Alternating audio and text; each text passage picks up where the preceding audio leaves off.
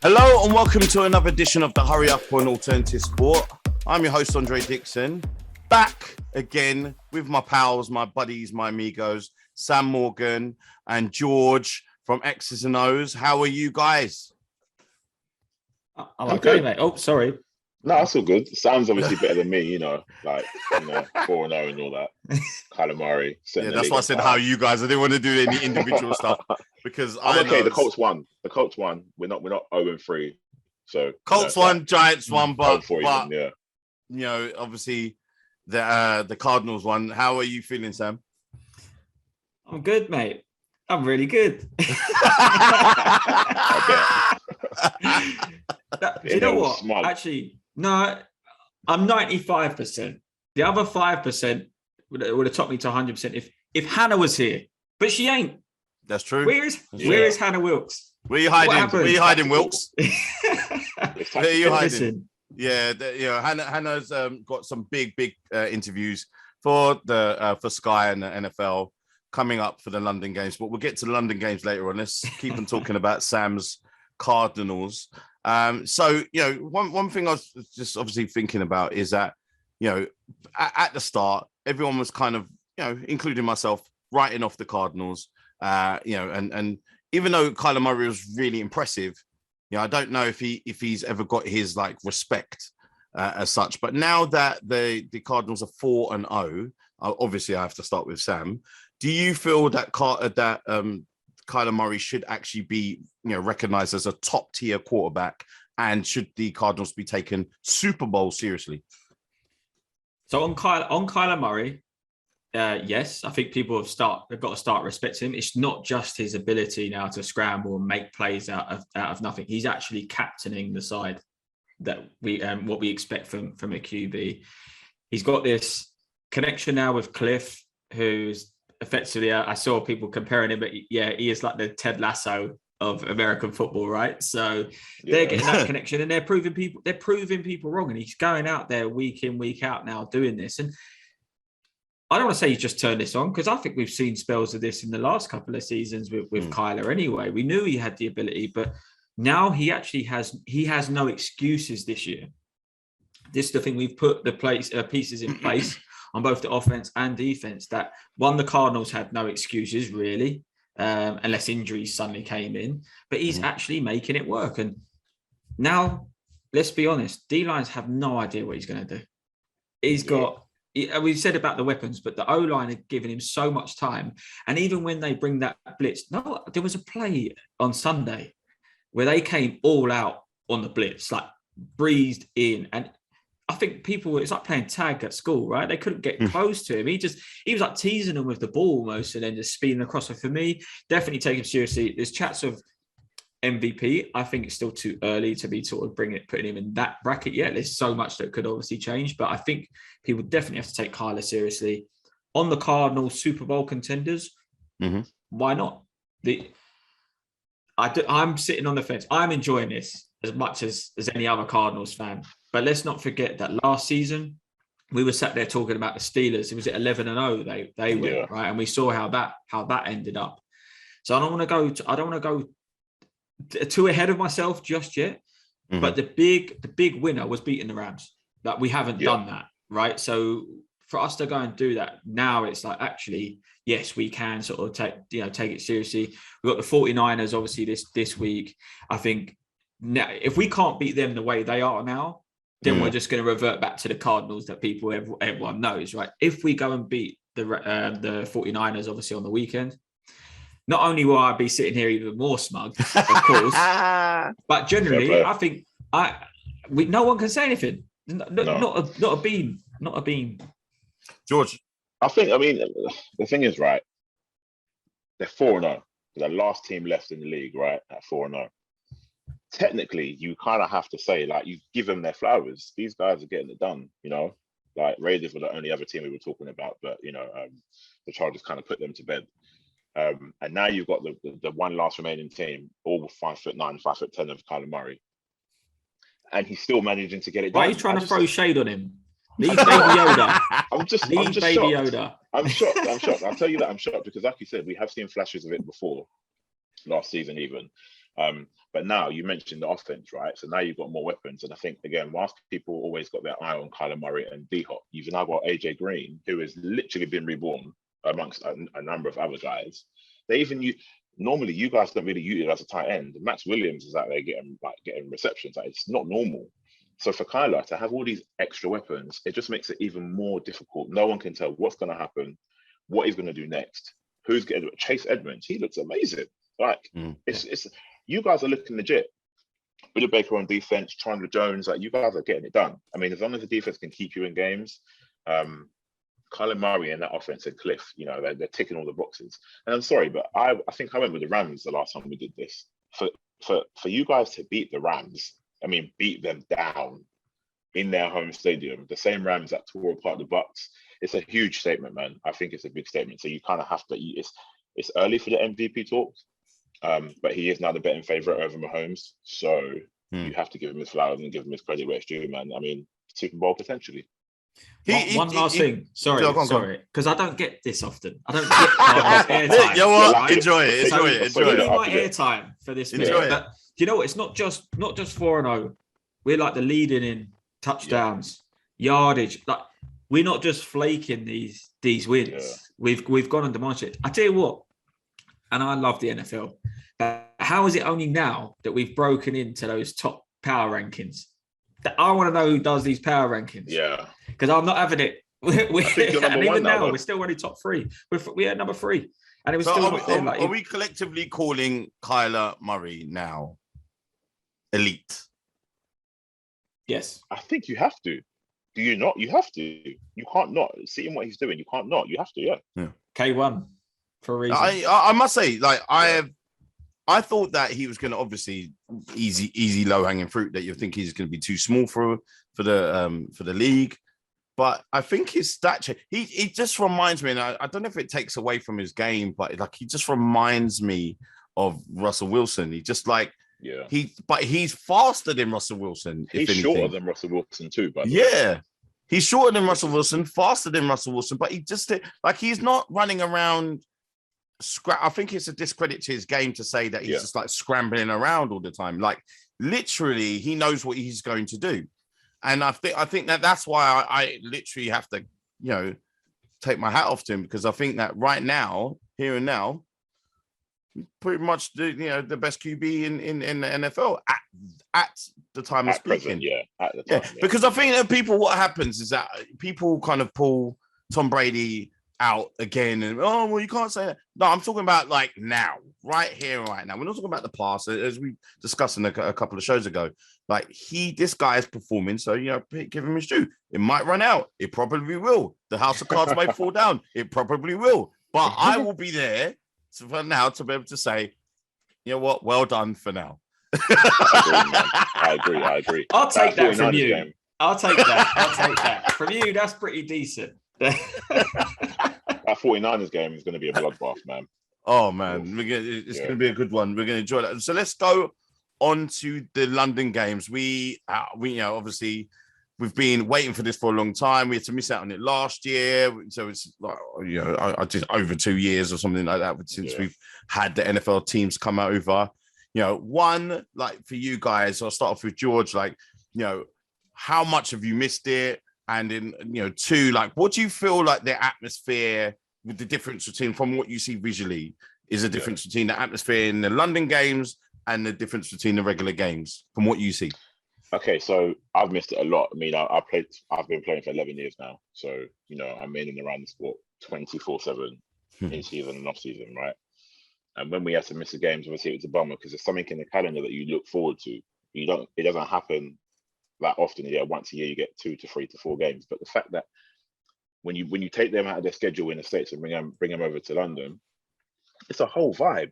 I mean, like you get guys that are flying in from overseas, and I'll tell you something, they're still expecting sellout crowds for both games without the majority of people flying in. A lot of people aren't flying in for this game, and we're talking like UK fans. So if anything, the hype is real. You know what I mean? The hype is absolutely real. You have more people attending locally than you do from across the waters, and it just goes to show that there is such a passion for the sport over here.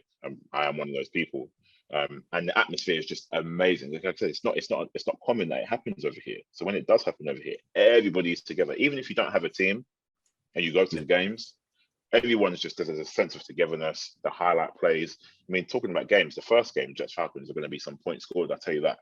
Big points, big plays, without doubt. Yeah, definitely. I think from we're lucky enough to be able to be obviously fans and media as well. And Sam and I, like, when we first went to our first ever practice and we saw these guys in the flesh in real life, like running, Drew Brees running past us, so we was like, and I think you get to the stage of obviously taking some things for granted that these guys are going to come over all the time. I think this goes for all sports. But Sam, what's the key things that you're looking forward to this weekend about the actual overall occasion, and then we'll get into the game? I think the occasion itself is just, like you said, that togetherness. I'm going to say this in a bigger meaning. With everything that's happened with COVID as well, this will be a nice little sort of opener to reality, like coming back to normal, shall we say, in that sense, because everyone will be there, as you've just mentioned. Even if you don't have a team, and we've seen that, even if you've got a team and it's not your team playing, the atmosphere is great. Everyone gets to see a great bit of entertainment. The NFL know how to put entertainment on, and the stadium is so impressive. It's a great occasion right now to be back there and be able to see this. But from literally this week onwards, the build up is already started. The excitement's already getting through to me. Whether it's the emails, the footage, what you're seeing on Sky Sports, for instance, ESPN, all of these outlets are already talking about it. They're hyping up the London game. So I'm like, oh yeah, I cannot wait for even before the Sunday. As Dre just mentioned there about going down to sort of the training as well. Like, it's so nice to be able to see these guys in the flesh, and they get pumped up for it. I think early days, we got to go all the way to London to then go back to the States. Yeah. But these guys buzz off it. And do you know what? I've missed that. I've missed that interaction directly with some of the players and anyone around, like the teams as well, where they're like loving London.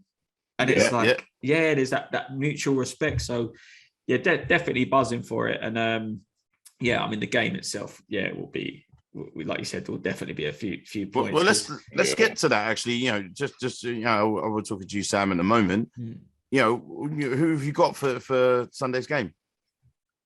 I would have gone, do you know what? Prior to last week, I would have gone Falcons just for experience of Matt Ryan getting it done. Yeah. But I think it's probably only been you, Dre, that's given him a bit of backing at Mr. Wilson with what he's been doing. I thought he was just a gunslinger that just wasn't going to get the job done. Yeah. But I tell you what, week 4, he did it. It's like he's dialed it in now. It's like he's tuned in what he can and can't do, right? He put things on the money on site. And I think the Falcons have got a problem.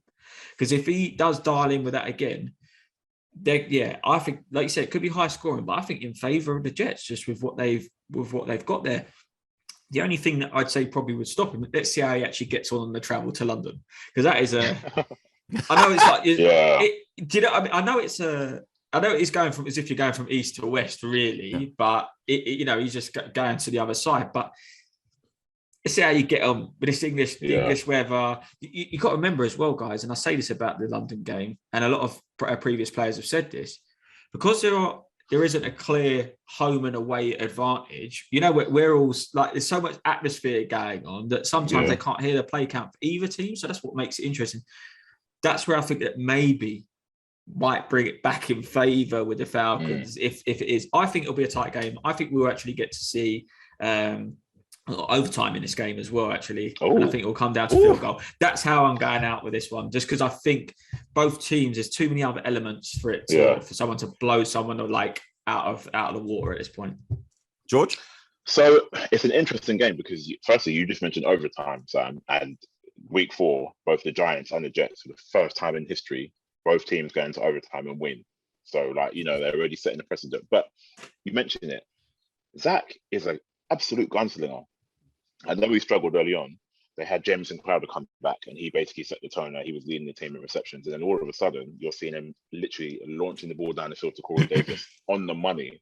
They don't have much of a run game, which could come back to hurt them. But the fact that the Falcons aren't very much better, Matt Ryan had more rush yards than Mike Davis. That doesn't make any sense. Your quarterback, someone like Matt Ryan, who doesn't run anyway, should not have more rushing yards than your running back. But anyway, I think there's going to be loads of points, man. I mean, both teams are going to be going at it. Falcons aren't really doing that great. All they really know how to do is choke. They have the lead, and then they throw it away. I'm excited, man. I'm excited. I mean, the fans are going to be able to have their eyes on a feast of a game. Overtime's not a bad shout. It really isn't a bad shout. But one thing for sure is people are going to be getting their value for money. And like you say, given the history we've had over the last 2 years, I think it's going to be really appreciated and a sick game to watch. Well, let's focus on the both of the teams, their head coaches. Obviously, you got Robert Saleh, who's just new, and obviously as is. My brain's dead at the moment, but the head coach Arthur Smith from the too much notes in front of me here. This is the type of in-depth analysis that we give you where I forget the actual head coach's name. Arthur Smith is new as well. But let's focus on the Jets. Obviously, we've just been speaking about them. Do you feel that obviously they got their first win over the last weekend? Do you feel, George, that there's Salah's actually turning them around to his way of doing things? I want to say yeah, and the reason why I say that more so than the Falcons is because the Jets have an identity, right? The Falcons are lost right now. They don't know what they're doing. They don't know what their identity is. They have no idea. The Jets, they have a plan. Like, he can gunsling it down the field. They do have some of their running backs in the game, and they're not so effective. But if you look at the defense, you've got the Williams brothers, Quincy and Quinnen. Both of those guys in week 4 had sacked in the same game against the same team, that being the Titans, and then they went on to win in overtime. They've got something to build around. You know what I mean? They've got a base and a hub. The Falcons, on the other hand, not so much. But I think Robert Saleh is doing a good job, man. I mean, when you get that one win, it can set the ball rolling. Now they're coming over to London. I believe it's his first time as well, Robert Saleh as head coach. But I think they have got something. I mean, under those little Jets that they've got some engines going, man. So I do think they're heading in the right direction, for sure. Sam? Yeah, I think they've needed to. You can't listen. I don't think anyone should ever be looking at this guy on a hot seat right now. Otherwise, it would just become a revolving door at the Jets. They need someone that's going to be in there, like you said, new identity to sort of shape and change it. We knew they were going to be doing this when Jamal Adams got traded and couldn't get in the training facility. Let's be honest. Like, they knew things are going to get going to have to change, and they needed to do that. So I think they're one of the few teams as well that actually have a decent amount of cap space sat there to actually go and make some moves. So back him now. Do you know what I mean? In a sense, that have the conversations, work together with the organisation to get the players. And yeah, they might be trash for the next couple of years. Sorry, but that's just New York in general right now. Do you know what I mean? So you might as well see what I did there. You have to get that one in, didn't But generally, honestly, Beckham, I think that Jets fans can have a little bit of optimism, not as in they're going to suddenly go and win the Super Bowl, but they're not going to be down and out forever. I think there's a bit of room to do that. We've seen even today a couple of cuts, obviously, at the Cowboys. Yeah. New England, all around sort of cap space as well. And the Jets won't need to do that. They can now keep what they want. They've got some experience. They've got potentially the QB to sort of build around as well. That they're going to end up with another couple of good draft picks, right? When the next time comes around, let's be honest. So yeah, be excited. But for right now, nothing to be excited about.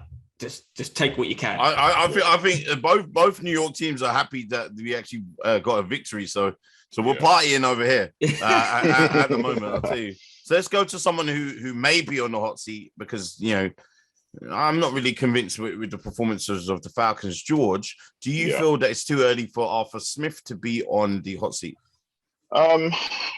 It's a tough one, because I feel like there should be talk about. I mean, even today, there's talk apparently that there was a rumor that Matt Ryan said he wanted out. He squashed that. But as for being in the hot seat, I think I wouldn't mind it, and I think there is some truth to it. To be honest, I mean, the Falcons do the same thing day in, day out. It's the same story. They take the lead and they lose it. They take the lead, they lose it. They lost Julio Jones. I mean, they found someone in Cordell Patterson. Don't get me wrong, he is absolutely balling. And I mean, whether he's the guy to single-handedly save their franchise, I don't think so. But you can't keep repeating the same patterns. The Falcons used to be great. I mean, the days of Devonta Freeman, Julio Jones, like they were great. Calvin Ridley, I don't know what he's doing. The guy he's forgotten how to catch. He's dropping balls all over the place. The defense don't know how to tackle. They don't know how to make picks. And again, like I mentioned, Matt Ryan is out here rushing more, making more yards than their running back. It doesn't really make sense. I think it's going to get to a point, in particular the London game. Points will be scored, but if they do lose that game, we're talking trouble. We're talking 1-4, right? You can't keep going the same way, doing the same things without having much change. Sam just mentioned we've got some couple of guys that have been dropped. Gilmore from the Patriots, he's a baller, right? Pro bowler. Jalen Smith from the Cowboys, another great guy. It makes some sense for these guys to reach out. You know, they need their help. They just lost their starting cornerback, the Falcons. So if they can sign one of these guys, let's get the ball rolling. Because right now, they're lost. And so is Arthur Smith. Yeah, it seems like to me that, you know, some of these guys are going to get, you know, it obviously depends on the owner. But, you know, the owner of the Falcons is not really a person who's just like shoots and fires people really quickly. So I think he may get the time that he needs, where on the other side, which is unfair because I would love him as our head coach, Robert Saleh is you know, Jets fans are not the most patient, especially after what they've been through recently. So they're not going to be sitting there waiting around for I mean, they're going to have a losing season, but it's just they've got to see some type of improvements. But you know what, Robert Saleh, if anything happens, you are more than welcome to be able to come over the other side of the aisle to the Giants. That's not happening. No, why would he do that? Jesus Christ! It's like leaving one boat that has like 5 little holes in it to jumping on one like the Titanic that's on its way down. You got. You see what happens. This is what happens. Danny Dimes is playing the violin on the ship. To our American fans, this is what singing when you're winning is called. But do you know what? Like before you go to them, the craziest thing is Matt Ryan's not been too bad. He hasn't been that bad. Like he threw for 4 touchdowns and 283 yards just last weekend gone. He hasn't been awful. It's everything around him and that defense. So but is it all right? So here's how I look at it like this, right? I look at Arthur Smith. He's just shy of 40. I think he's 39 years of age, right? So in coaching terms, that's a young coach, right? That's come in. He was the assistant at the Titans. Has he brought anything that he would have learned from the Titans to the Falcons? I don't think so. If I look at it, I don't think so. No, well, there's no run game, which is he creating? Is there any excitement? Like, and I'm not just talking about Cliff. I'm talking about Shanahan. You know, look at those guys. They come in like youthful coaches with a new age way of playing, bit of creativity, get the buzz going. At least you can see progress. Yeah, you can see what they're trying to do. Shanahan could have lost 16 games. No one would have gone, oh, he needs to go, because it was like he was being given the chance and he was trying to implement something, right? Arthur Smith, I don't know. And for me, it looks like the players don't really know. Yeah. They brought in someone like Kyle Pitts, right? Who's an absolute Swiss Army knife on there. He's not getting used. They're not building plays. Build plays around this guy. You mentioned Calvin Ridley. Build plays around these guys. They're not doing that. And that's why I kind of think I don't like coaches getting the chop. I'm not a fan of it. I'm not that sort of person in from my point of view. But when you're not seeing anything, you might as well put one of us 3 in charge. Do you know what I mean? Give us the playbook, and I'll call something from the side if you want, because that's kind of what he's doing. He's not. He doesn't seem like switched on to the occasion. You talk about being a serial like choke team. You only choke if you're calling the wrong plays or the wrong time, the wrong scenarios. Now, there's a time it's inexperience. I don't think it is. He was assistant coach. He wasn't like a coach that was sat there literally gathering water bottles. The guy still had decisions to be made. That's what I'm saying. He's not bringing it. So, if they lose Sunday and I woke up in the morning to see that he's gone, I'm scrolling past it because I'll expect it. That's all I'm saying. Well, all right. So so just finally, obviously, I know you guys, kind of alluded to your predictions before, but now I want the nail to the mast. George, who have you got on Sunday? I I think I'm going to go with the Falcons. I will go with the Falcons. I mean, I love what Zach and the Jets are doing, but I'm going to go with the Falcons. I think they get it right. They come over, they spread the ball out, they realize their mistakes, and if they do have the lead, they keep hold of it till the end. Sam? 27-24, and that will be overtime. It'll be a field goal. Ooh. Jets. What? Oh, Jets. Okay. Yeah. I just think the Falcons. They just don't excite me. I'm not saying the Jets do either, but I think the Jets will be more out there for it. They're going to be. They won't play conservative. I think the Falcons might get unstuck trying to play that bit too conservative with the game, and I think the Jets got nothing to lose, like you said. So I think that they'll rise to the occasion, and I think there'll be more Jets fans in London than there will Falcons as well. Oh yeah.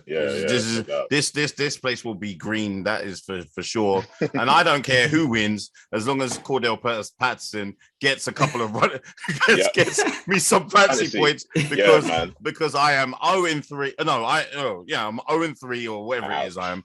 And 0-4, mate. 0-4. Just remind you. No, actually, sorry. I'm 1-3, and I need some help. So please give him the ball. He's the only capable person in that whole outfit anyway for the Falcons. So if I have to wear your jersey, I will wear it. It's no problem. We're not big fans of the Jets anyway, so I'll be rooting for the Falcons, or more so Cordell Patterson, and I don't care about the rest of the guys. But so the game's on Sky this weekend. Obviously, if you guys aren't going to be there, the game is on Sky Sports main event, and then but we have before then, just quickly before we go, big game. It's only because we've got the London game over here that we are not focusing on this a lot more. Rams, at the Seahawks. Who have you guys quickly got for that? I'll start with Sam. I think the Rams, they need to bounce back. I think there'll be a lot of work going on on the training field today. They need to bounce back. And the Seahawks they're not there for me. I think the Rams will get that done. Yeah.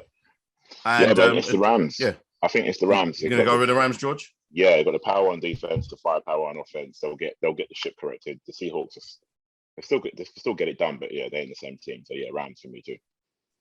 All right. Well, I mean, there's obviously other games on Red Zone that you can catch, and obviously I watch that intently. But you've got the Bills at the Chiefs, and you've got the Colts at the Ravens. So decent games over this weekend. So we're going to have our load of NFL fun. But until then, well, we're going to be there. But please make sure that you're checking our Alternative Sport, where we're going to be posting live from the stadium, giving you catch-ups, and then you'll see me either being very happy because my fantasy team will be winning because of Cordell Patterson, or you'll see a very downbeat live performance from me. Yeah. So check out at Alternative Sports. Obviously, we've got our links all below to our social medias. But until then, we will catch you guys next week. Peace.